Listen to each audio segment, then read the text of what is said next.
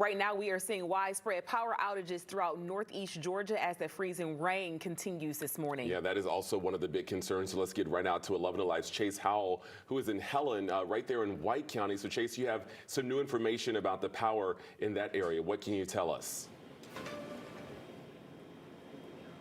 Yeah, I do, Jonathan Isha, and I wanted to get to this right away because it's urgent. So within the last maybe 15 minutes, we're seeing the power outages keep going up. So here in White County on the Habersham EMC, which is one of the power companies here, we're seeing 1,696 people without power. We also are seeing in Rabun County 789 people without power. With Habersham County, we're seeing 945. So when we keep seeing this climb, I mean, here at the hotel, within the last 15 minutes, we've seen the power go out for about 10 seconds and then kick back on. So you can understand how the rain and the ice is affecting these power lines. But over at Georgia Power, if we go back to here, which is another power company here in the area, if you go back up to here and you go search this area by county, Habersham County has one outage there, and then over here, 396 people are affected in White County. Again, within the last 15 minutes, these numbers keep on growing. I mean, I jumped into our chat, as you guys saw in our team's messages, and it was at 1,300 people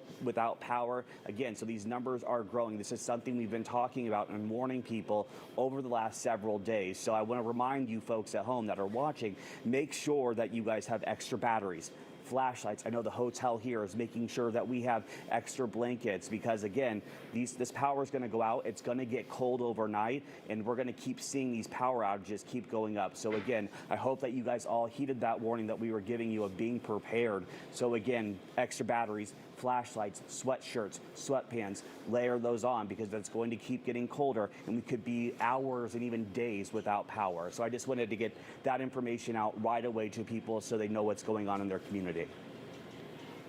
That's certainly good to know, Chase. Thanks for that update. I do want to ask you, you moved inside now, but tell us a little bit about what the conditions are like outside there in White County, because you've been out there for most of the morning.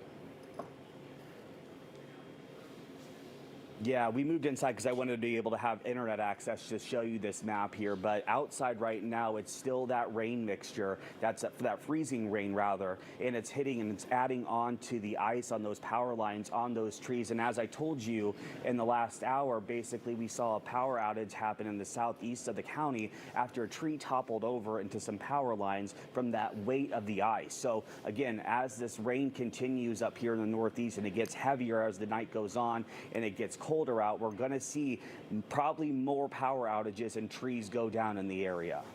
All right, our Chase Houle joining us this morning from Helen.